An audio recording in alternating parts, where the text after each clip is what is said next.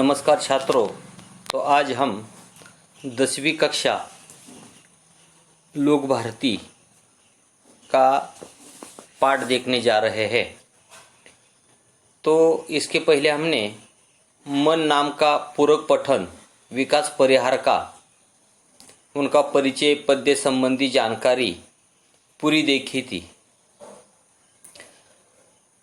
उसके बाद हमने दूसरे ताश को स्वाध्याय की चर्चा की थी। तो स्वाध्याय की चर्चा करते समय हम यहाँ आए थे कि निम्नलिखित हाइकू द्वारा मिलने वाला संदेश सूचना के अनुसार कृतियाँ कीजिए। ऐसा है, करते जाओ पाने की मत सोचो जीवन सारा, भीतरी कुंटा नयनों के द्वार से आई बाहर। तो यह आपको दो विचार बताए हैं। मन कविता में जो दो विचार आए हैं वह बताए हैं। तो करते जाओ पाने की मत सोचो जीवन सारा, इस विचार से आपके मन में कौन सा संदेश आया है, आपके विचार कौन से है इसके बारे में। तो यह आपको 3-4 पंक्तियों में लिखना है। करते जाओ पाने की मत सोचो जीवन सारा।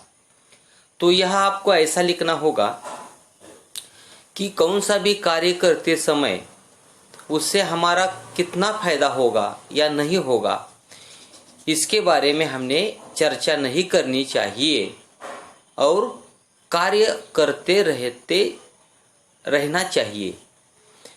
पाने का मत सोचना चाहिए, ऐसा विचार यहाँ आपको लिखना होगा।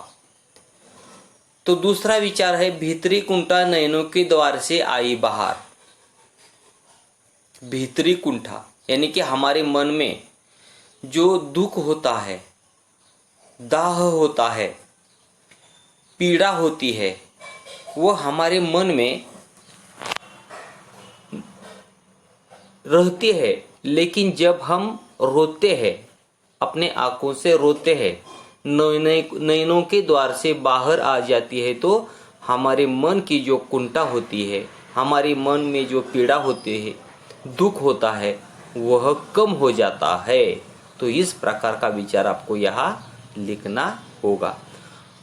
इससे भी ज़्यादा आप लिख सकते हैं, यानी कि यहाँ स्वमत का वह प्रश्न है, निम्नलिखित हाइकू द्वारा मिलने वाला संदेश। तो इस हाइकू से आपको कौन सा संदेश मिलता है, आपके विचार आपको लिखने हैं। तो इस प्रकार का स्वाध्याय परीक्षा में आ जाए तो भी आप लिख सकते हैं। उसके आगे कृति पूर्ण कीजिए बताया है, हाइकू में प्रयुक्त महीना और उसकी ऋतु। तो इस हाइकू काव्य में जो महीना आए हैं उस महीने का आपको नाम लिखना है। महीने का नाम लिखना, फागुन महीना है, तो इस महीने का आपको नाम लिखना है और ऋतु का नाम लिखना है। फागुन महीना जो होता है वह महीना आपको वर्षा ऋतु, रंग बिरंगे संग लेकर आया फागुन, यानी कि वर्षा ऋतु में वह आता है। इसकी जानकारी आपको लिखनी होगी। तो इस प्रकार के आधा गुण के लिए आपको जो प्रश्न आ जाएंगे तो आप लिख सकते हैं। हाइकू में प्रयुक्त महीना और उसकी ऋतु का नाम लिखना है। उसके आगे तीसरा सवाल है, उत्तर लिखिए। मंझधार में डोले, छिपे हुए, घुल गए, अमर हुए। तो ये आधी पंक्ति है यहाँ। तो देखिए, मंझधार में डोले, तो यहाँ मंझधार में डोले जीवन नैया संभाले कौन। तो आपको मंझधार में कौन डोल रहा है, तो मंझधार में हमें जो डोल रहा है उसका नाम लिखना है जीवन नैया। मंझधार में डोले जीवन नैया, ऐसा लिखना है। तो उसके आगे है छिपे हुए। तो छिपे हुए कौन है? छिपे हुए ये आपको यहाँ ढूंढना है। छिपे हुए कहाँ है देखते हैं हम। छिपे हुए, हाँ, सितारे छिपे हुए बादलों की ओट में। छिपे हुए सितारे ऐसा लिखना है। घुल गए, आता घुल गए, घुल गए के आगे की पंक्ति कौन सी है? तो यह हमें यहाँ ढूंढना है। घुल गए, खारे जल से घुल गए विषाद। घुल गए विषाद, विषाद लिखना है आपको यहाँ। उसके आगे है अमर हुए। तो अमर हुए के आगे कौन सी पंक्ति है? अमर हुए, तुमने दिए जिन गीतों को स्वर अमर हुए। गीतों के स्वर ऐसा लिखना है आपको। अमर हुए गीतों का स्वर। तो इस प्रकार के सवाल आपको परीक्षा में आ जाने के बाद आपको कैसा अध्ययन करना चाहिए? तो यह जो काव्य पंक्ति है, पूरी काव्य पंक्ति को आपको पठन करना चाहिए। पठन करने के बाद ही आपको ऐसी पंक्तियां छुड़ाने को आ जाएगी। तो इस प्रकार के स्वाध्याय परीक्षा में आ जाते हैं। उसके आगे चौथा स्वाध्याय है निम्नलिखित काव्य पंक्तियों का केंद्रीय भाव स्पष्ट कीजिए। निम्नलिखित काव्य पंक्तियों का केंद्रीय भाव स्पष्ट कीजिए, यानी कि निम्नलिखित पंक्तियां जो है उनका मुख्य जो भाग है, गाभा हम उसे मराठी में कहेंगे, उसको आपको लिखना है। चलती 7 पटरियां रेल की फिर भी मौन। तो इसका केंद्रीय भाव आपको लिखना है, यानी कि आपके मन में जो विचार आ जाएंगे, चलती 7 पटरियां रेल की फिर भी मौन, तो यह आपको उसका गाभा लिखना है, केंद्रीय भाव लिखना है। कांटों के बीच खिलखिलाते फूल देता प्रेरणा। तो इसका भी आपको केंद्रीय भाव, यानी कि मुख्य सारांश होता है उसका, मुख्य आधार जो होता है, मुख्य विचार जो होता है, कांटों के बीच खिलखिलाता फूल, तो इसका मुख्य विचार आपको यहाँ लिखना है। तो यह आपको गद्य रूप में यह लिखना है उसका जवाब। कांटों के बीच खिलखिलाता फूल देता प्रेरणा, इसका आपको क्या करना है? गद्य रूप में उसका जवाब लिखना पड़ेगा। तो इस प्रकार के स्वाध्याय परीक्षा में आ जाएंगे तो आप लिख सकते हैं। आपने लिखे होंगे, ढूंढकर लिखे होंगे ही, लेकिन हमने यहाँ तक अभी चर्चा की है। तो उसके आगे आपको एक पत्र लेखन का सवाल आया है। यहाँ उपयोजित लेखन हम उसे कहते हैं, पत्र लेखन। तो पत्र लेखन का विषय कौन सा है? वक्तृत्व प्रतियोगिता में प्रथम स्थान पाने के उपलक्ष्य में आपके मित्र ऑब्लिक सहेली ने आपको बधाई पत्र भेजा है। उसे धन्यवाद देते हुए निम्न प्रारूप में पत्र लिखिए। तो यह आपका जो मित्र है, आपकी जो सहेली है, उनका क्या हुआ है? वक्तृत्व प्रतियोगिता में। वक्तृत्व का अर्थ आपको मालूम होना चाहिए। वक्तृत्व यानी हम उसे क्या करेंगे, क्या कहेंगे मराठी में? भाषण। तर भाषण स्पर्धेमध्ये, प्रतियोगितामध्ये स्पर्धा, भाषणाच्या स्पर्धेमध्ये प्रथम क्रमांकाचं स्थान मिळवल्याबद्दल, उपलक्ष म्हणजे बद्दल, तर आपला मित्र किंवा आपली सहेली म्हणजे आपली मैत्रीण, त्याला काय करायचं? आपल्याला आपको बधाई पत्र भेजा है, त्याला आपल्याला काय करायचं आहे? हार्दिक अभिनंदन करायचं आहे त्याचं किंवा तिचं, आणि तिला धन्यवाद द्यायचे आहे. तर अशा पद्धतीचं पत्र या ठिकाणी आलेलं आहे. म्हणजे तुमचा मित्र किंवा तुमची मैत्रीण, आता मुली असतील तर मैत्रिणीला पत्र लिहायचं आहे, समजा मुलं असतील तर मित्राला पत्र लिहायचं आहे. काय पत्र लिहायचं आहे? की त्या मित्राचं वक्तृत्व स्पर्धेमध्ये प्रथम क्रमांक आलेला आहे आणि प्रथम क्रमांक आल्याबद्दल तुम्ही त्याला काय करायचं आहे? धन्यवाद द्यायचा आहे आणि त्याला आशीर्वाद द्यायचे आहेत. किंवा त्याचं कौतुक करायचं आहे पत्राच्या स्वरूपानं, तर हे पत्र तुम्हाला कसं लिहायचं याबद्दल आता मी या ठिकाणी सविस्तर सांगणार आहे. तर परीक्षेमध्ये अशा प्रकारची कोणतीही पत्र तुम्हाला परीक्षेत येऊ शकतात.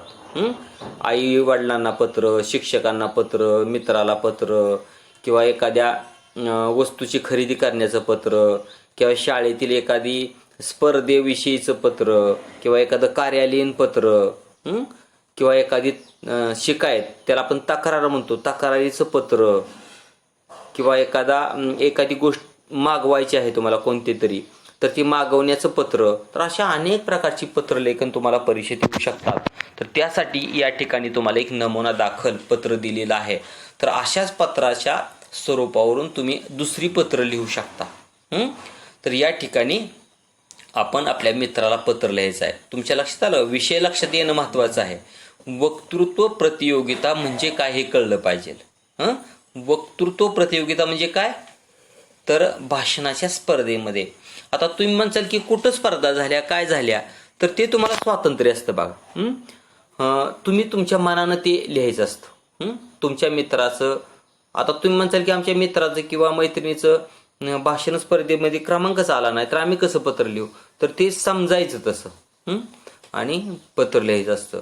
तर कुठल्या तरी एखाद्या स्पर्धा आयोजित केल्या असतात कोणीतरी, आणि त्या स्पर्धेमध्ये तुमच्या मित्रानं काय केलं असतं, त्या स्पर्धेत भाग घेतलेला असतो.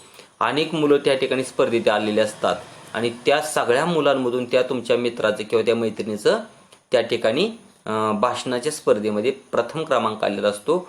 आणि त्याबद्दल तुम्हाला त्या मित्राला किंवा त्या मैत्रिणीला काय करायचं, हार्दिक अभिनंदन करायचं आहे आणि धन्यवाद द्यायचे आहेत, असं समजायचं असतं. आता या ठिकाणी पत्रलेखनाचं जे स्वरूप आहे, ह्या ठिकाणी आपल्याला ढाचा दिलेला आहे बघा, त्याचं स्वरूप दिलंय. तर 2 वर्षापूर्वीच्या पत्रलेखनाच्या अभ्यासामध्ये वेगळा फॉर्म्युला होता बघा. हे दिनांक, संबोधन, अभिवादन, प्रारंभ आहे का, हे जसं आता डाव्या कोपऱ्यात आहे पत्राच्या, तसं पूर्वीच्या वेळेस हे उजव्या कोपऱ्यात होतं इकडल्या बाजूला. तर आता त्याच्यामध्ये बदल झालाय बघा. म्हणजे बदल कसा झालाय, तर दिनांक, संबोधन, अभिवादन, प्रारंभ, विषय विवेचन, तुम्हारा तुम्हारी, नाम, पता, ईमेल ID, तर हे सगळं एकाखाली एक आलंय बघा, असं एकाखाली एक. तर पूर्वीच्या जुन्या अभ्यासक्रमामध्ये हे इकडल्या बाजूला होतं, दिनांक, संबोधन, अभिवादन. आता इकडे असं नाही, तर एकाखाली एक आलेलं आहे. मात्र तुम्हाला जे विषय दिलेत, आता दिनांक, संबोधन, अभिवादन हे एकाखाली एक आहे. प्रारंभ थोडंसं डाव्या बाजूला आहे, आणि विषय विवेचन थोडंसं उजव्या बाजूला आहे. आणि मग विषय विवेचनामध्ये तुम्हाला माहिती लिहायची आहे. परत तुम्हाला तुम्हारी दिनांकाच्या बरोबर खाली आहे, नाम, पता, ईमेल ID. हे जसं आहे, जिथं जिथं आहे तसं तुम्हाला पत्र लिहायचं आहे. तुम्हाला हे समजावं पत्रलेखनाचा विषय कसा असतो, पत्र कसं लिहायचं, किंवा दिनांक कुठं ठेवायची, संबोधन कुठं ठेवायचं, अभिवादन कुठं ठेवायचं, प्रारंभ म्हणजे काय, आणि विषय विवेचन म्हणजे काय, म्हणजे हे तुम्हाला सगळं आलं पाहिजे. ईमेल ID तुम्हाला स्वतः 4-2 ईमेल ID तुमचे पाठ पाहिजेत. आता तुम्ही म्हणसाल की आमचा मित्र, त्याचं नाव तुम्हाला लिहावं लागेल, मित्राचं नाव लिहावं लागेल तुम्हाला. पहिल्यांदा दिनांक टाकून काय करायचं, दिनांक समजा आजची दिनांक टाकायची तुम्हाला, आज तारीख किती, जी तारीख आहे, किंवा ज्या दिवशी तुम्ही परीक्षेत तुम्हाला प्रश्न आलाय ज्या दिवशी, त्या दिवशीची तारीख टाकायची. आता तारीख टाकताना तुम्ही काय करायचं असतं, दिनांक. आता उदाहरणार्थ आज समजा 9 तारीख आहे, तर 9 सप्टेंबर, 9/9 किंवा 10 सप्टेंबर, 10/9 असं लिहिण्यापेक्षा 10 सप्टेंबर 2020 लिहायचं, म्हणजे महिन्याचा उल्लेख करायचा. तर आता 10/9/2020 अशी दिनांक टाकण्याऐवजी 10 लिहायचा आकडा, 1 आणि 0, सप्टेंबर लिहायचं पुढं आणि 2020 टाकायचं. म्हणजे हे लिहिण्यामध्ये थोडासा आपल्याला प्रभाव दिसून येतो. 10 सप्टेंबर 2020 असं लिहू शकता तुम्ही. त्यानंतर संबोधन. आता संबोधन म्हणजे काय, तर मित्राला पत्र लिहायचं आहे, प्रिय मित्र. तिथं संबोधन म्हणजे काय लिहावं लागेल, प्रिय मित्र. आपल्या समजा आईला जर असेल तर प्रिय माता, प्रिय पिता. म्हणजे जसं आहे, जसं पत्र आलंय तसं तुम्हाला संबोधन लिहावं लागतं. तर या ठिकाणी दिनांक झाल्यानंतर संबोधनामध्ये काय लिहायचं, प्रिय मित्र. प्रिय मित्र झाले त्याच्या खाली काय आहे, अभिवादन. आता आपल्या मित्राला आपण अभिवादन काय करतो, साष्टांग नमस्कार तर करू शकत नाही आपण, कारण तो तुमच्या बरोबरीचा आहे. आई वडील असतील तर साष्टांग नमस्कार. मित्र म्हणून काय करायचं, सप्रेम नमस्कार करायचा त्याला. संबोधनामध्ये काय येईल? सप्रेम नमस्कार. आता प्रारंभ आहे बघा, प्रारंभ म्हणजे सुरुवात. पत्र लिहायला सुरुवात करायची. आता लक्षात आलं का तुमच्या? तर विषय विवेचन. आता विषय विवेचनामध्ये तुम्हाला लिहावं लागेल, काय लिहावं लागेल? जे तुम्हाला तुमच्या मित्राचा जो ज्या स्पर्धेत क्रमांक आलाय त्याबद्दल सगळं लिहावं लागेल. कुठल्या स्पर्धेत, कधी, किती तारखेला, किती मुलं त्यामध्ये सहभागी झाली होती, कुणी त्या स्पर्धा आयोजित केल्या होत्या आणि त्या स्पर्धेमध्ये त्या मित्रानं कसा क्रमांक मिळवला, त्यानं किती मेहनत घेतली, किती कष्ट घेतलं आणि तेव्हा त्याचा नंबर आला, हे सगळं सविस्तर लिहावं लागेल तुम्हाला. तर आता विषय विवेचनामध्ये काय लिहायचं? लिहिताना असं लिहावं लागेल, कल ही तुम्हारा मैंने वर्तमान पत्र में नाम देखा, फोटो देखा, यह देखकर मुझे बहुत आनंद हो गया. म्हणजे सुरुवात अशी करायची. तुमच्या मित्र तर तुमच्या जवळ नसतो, लांब आहे तो तुमच्यापासून. 10, 20, 50, 100, 200 किलोमीटर असू शकतो तो दुसऱ्या गावी किंवा जिल्ह्याच्या ठिकाणी, तालुक्याच्या ठिकाणी असं दाखवायचं असतं. तर कल ही मैंने तुम्हारा नाम और फोटो या तस्वीर वर्तमान पत्र में पढ़ी. आपने सकाळ वर्तमान पत्र ने आयोजित किया हुए वक्तृत्व स्पर्धे में आपने उसमें सहयोग लिया था या स्पर्धे में आपने भाग लिया था. तो वहाँ बहुत सारे जिले में से बहुत सारे छात्र उस प्रतियोगिता में उतरे थे, लेकिन आप इस प्रतियोगिता में प्रथम आ गए हैं क्योंकि आप पहली से यहाँ तक यानी कि 10वीं कक्षा तक बहुत सारे वक्तृत्व प्रतियोगिता आपने आयोजित किए हैं.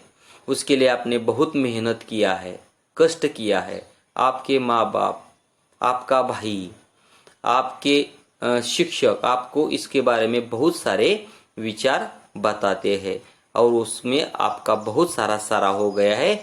इसके वजह से आप इस वक्तृत्व प्रतियोगिता में प्रथम आए.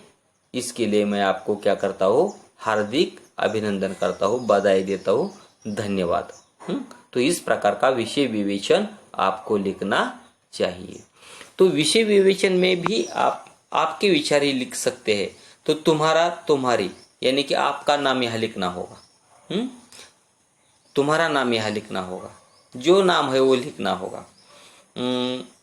तुम्हारा, तुम्हारा, तुम्हारी नाम लिखना होगा, पता लिखना होगा आपका और ईमेल आईडी आपको लिखना होगा. आता ईमेल आईडी आपको लिखते समय आप आपका मोबाइल नंबर या www.com@gmail.com इस प्रकार का ईमेल आईडी आपको 1-2 आपके मन में हमेशा पाठांतर रहने चाहिए. आपका नाम लिखकर, उदाहरणार्थ विजय करे 07@gmail.com. तो इस प्रकार का ईमेल आईडी आपको लिखना होगा. तो आपके ईमेल आईडी सभी छात्रों ने तैयार करने चाहिए. तो इस प्रकार का ईमेल आईडी आप लिख सकते हैं. यानी कि यह तुम्हारा, तुम्हारी जो होती है ना, वह आपके नाम यहाँ लिखना पड़ता है, पता लिखना पड़ता है, नाम लिखना पड़ता है, पता लवंग, तालुका माळशिरस, जिला सोलापुर और ईमेल आईडी. तो इस प्रकार का आपको यह पत्र लिखना है. संबोधन में आपके मित्र का नाम आता है, उसको पत्र जाता है. इस प्रकार के पत्र परीक्षा में जब आ जाएंगे तो आप यह लिख सकते हैं. यह स्वाध्याय आपको मुझे लिखकर दिखाना है. जो है यह पन्ना नंबर 17 पर जो पत्र आया है उपयोजित लेखन, तो इस उपयोजित लेखन का पत्र मुझे लिखकर आप दिखा सकते हैं. तो यह आपका स्वाध्याय होगा. तो यह हम रुकते हैं. धन्यवाद.